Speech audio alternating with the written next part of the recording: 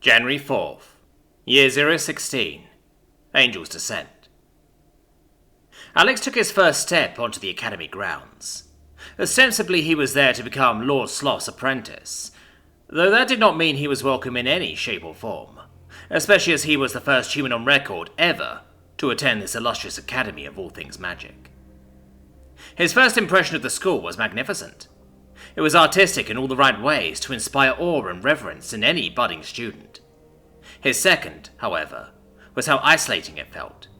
He could feel glares from all angles from every race other than my own. Really though, had they not publicized his attendance, he could have gotten educated without issue. For instance, so many of the races here looked no different than he did. Everything from demons to werebeasts, even a few vampires. Countless humanoids, but no. His master had to announce a human was attending, and even go so far as to display a large portrait of him. Mongrel, a silver-haired werewolf snarled as Alex walked past him. His grip seemed exceedingly witty to the crowd of sycophants as they all burst into laughter. What exactly can a human mage do, eh, Mongrel? He added in another quip to another round of laughter. But Alex paid it no mind. However, he had been an adventurer since he was 8 and fought terrifying monsters that had made grown men wet themselves. Petty words would do nothing to his morale. Walking across the campus and through a few buildings, he came to an isolated structure, the aptly named High Danger Research Building.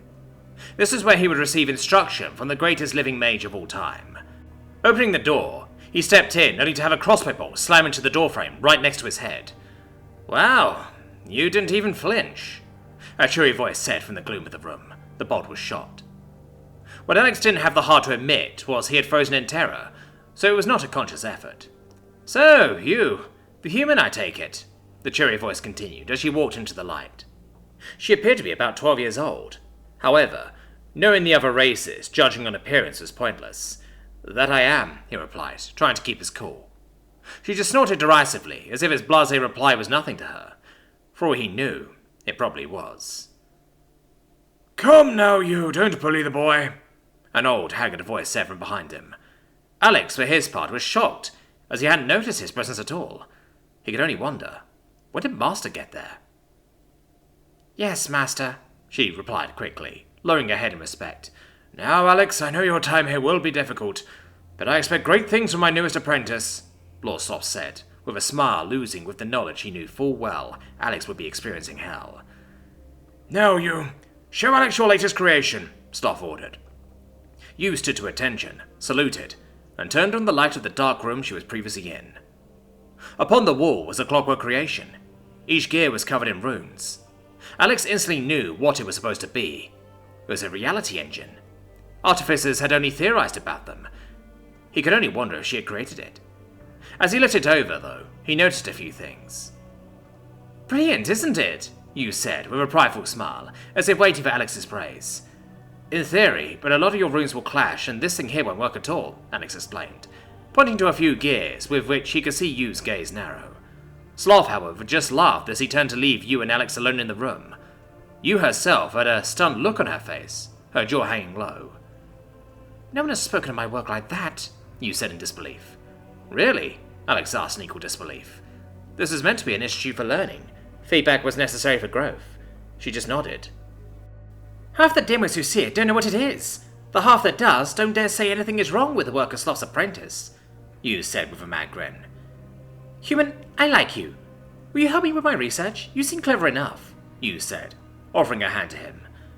Only if you'll help me with mine, Alex replied, taking the hand and returning his own mad grin. January 18th, Year 018, Angel's Descent. It had been a little over 2 years since Alex first came to the academy. His research had gone leaps and bounds forwards. He and Yu became fast friends to the point they were basically each other's research partners. If not for her, he'd undoubtedly have issues casting, having lost 3 fingers on his right hand during the backlash explosion from a failed spell. It's a good thing I'm ambidextrous, Alex muttered, giving his new fingers a reflexive squeeze. Lately, their master had ordered them to actually mingle with the other students. They could only wonder why, as they were looked upon with envy and contempt. Alex, for the sin of being human, and Yu for being a youngling dwarf. They couldn't fathom why the duo were chosen for the great honour while they languished in mediocrity. Their master, however, had given them a strict rule to abide by. Regardless of the situation, they were not permitted to strike back at any other student using their magic. It seemed he wished to test their resolve, that or he was just a grumpy bastard. It appeared, however, he was discounting the fact that they had both literally blown off limbs in their research, and only stopped to replace them with artificial ones. Walking through the grounds, Alex and Yu went on a tour through the various departments, inspecting the student experiments.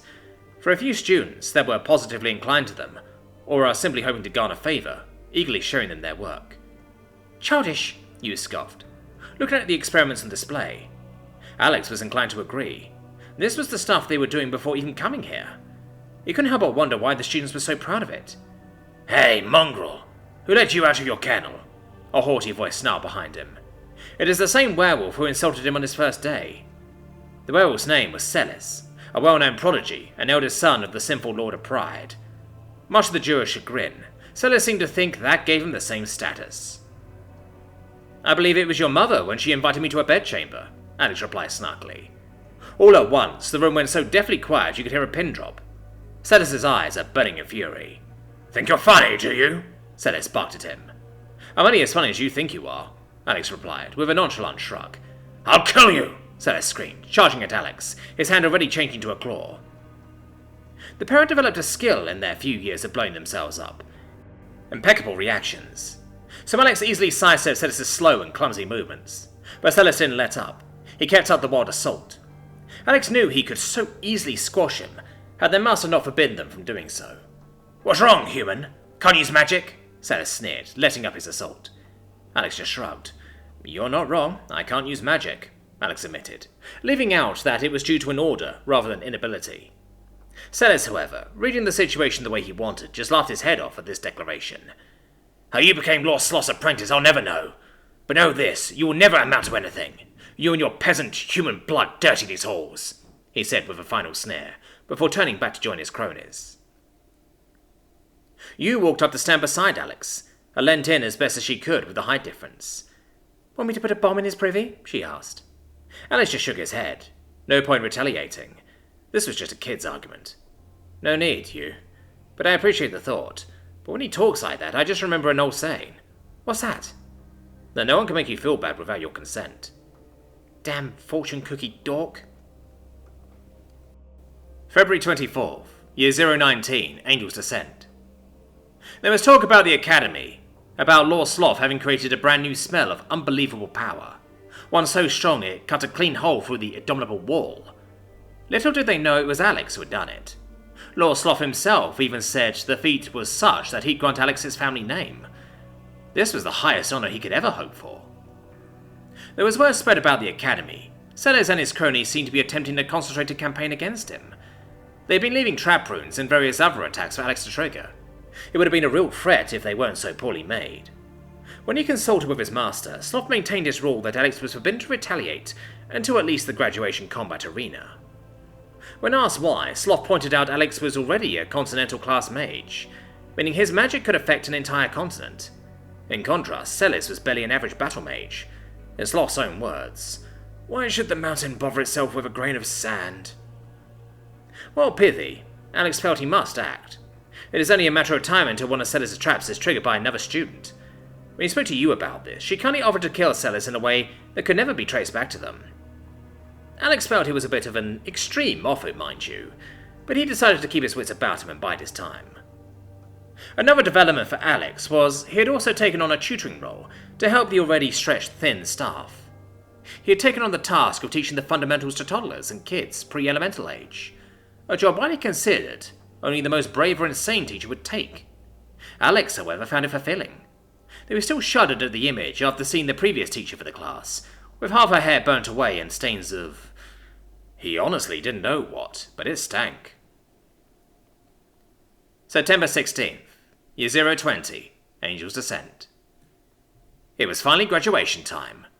Through careful manipulation of the ordering, Alex had been paired against Celis. After he blew up the classroom Alex taught in, he swore he would make Celis regret making him an enemy. He was only grateful the kids weren't in the room at the time, so the only thing lost was part of his left leg. He still had to contain a chuckle, remembering going to the infirmary. Thanks to his history with exploding, the nurses were very familiar with him. The head matron spent the entire time stitching him up as an excuse to scold him. Looking out across the arena, Alex could see Sellers boasting and soaking in the crowd's applause. It seemed he was popular despite that disagreeable personality of his. Impatient for the event to begin, Alex slightly tapped his left foot, which was a new artificer limb you had developed. The teacher near the entrance gestured for him to come into the arena. As he stepped out into the arena, the whole place went quiet. There were only 2 people loudly cheering. Alyssa Ironwood, a new and very close friend Alex had made in the past year, and you. The pair seemed to be blatantly ignoring that the crowd was shooting them death glares completely. Regardless, it was finally time to show them what a human mage could do. "There shall be an honourable duel between mages," the proctor began.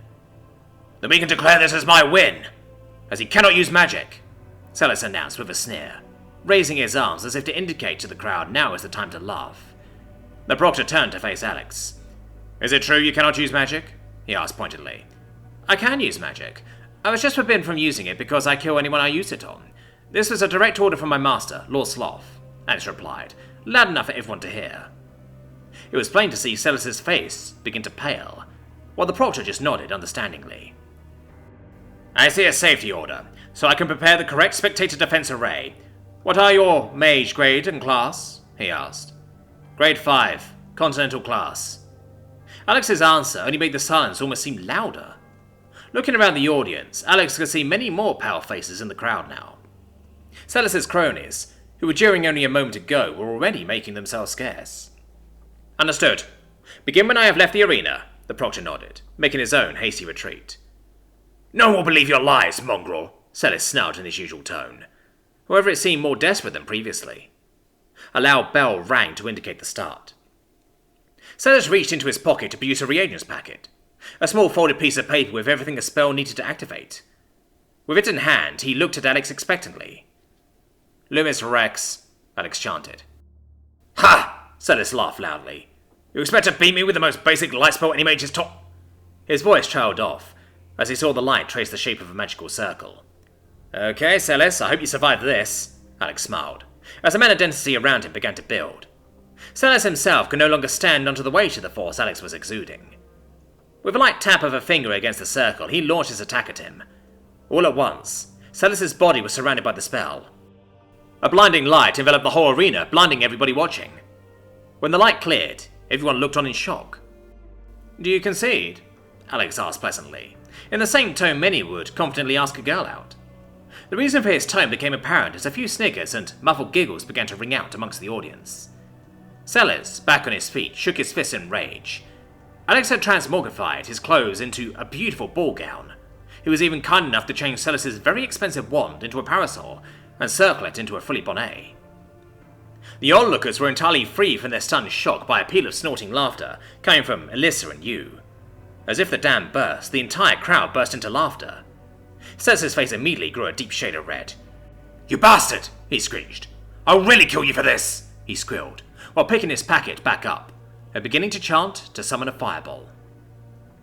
Alex repeated his light trick, this time summoning a small fireball of his own. While Sellers was still chanting, Alex launched a fireball at his hand, targeting the packet itself. With a large blast, Sellers was thrown backwards. Watching this, Alex surmised Sellers must have favoured blasting powder as a reagent, a common practice as it could be used in other mediums, compared to a dragon's eyelash. "Listen, Sellers, I wasn't kidding about the possibility of you dying. Give it up or you still have a little pride left," Alex calmly said, trying to get him to back down. "I will never surrender to a human. I may not win here today, but I will make sure you suffer. I'll start with your women, and maybe even your precious students. I'll kill them all," Sellers screamed in a rant, seemingly oblivious to his missing hand. "Okay, I've had enough of this." Any mercy Alex had left vanished when Sellers threatened his students. Holding his hands out, he summoned a pair of light magic circles, but this time he merged them into one rotating structure. This was how he had broken a hole in the indomitable wall. "Spell merging!" Sellers shouted, eyes widening in abject terror. "I will only take your other hand, then shatter your mana core, after which you won't be able to do magic ever again." Alex's voice was a chilled ice. With the lightest of gestures, he launched a condensed ball of magical energy at Sellers' remaining hand. Sellers fell to the ground, unconscious. He was missing both hands and in a dress. The arena was dead quiet. No one dared say a word. Looking around the crowd at everyone, All the people who had disparaged him spoke of him as if something lesser. He had bested the top mage at the academy, and Celes hadn't even been able to counter him. Now they knew what a human mage like he could do.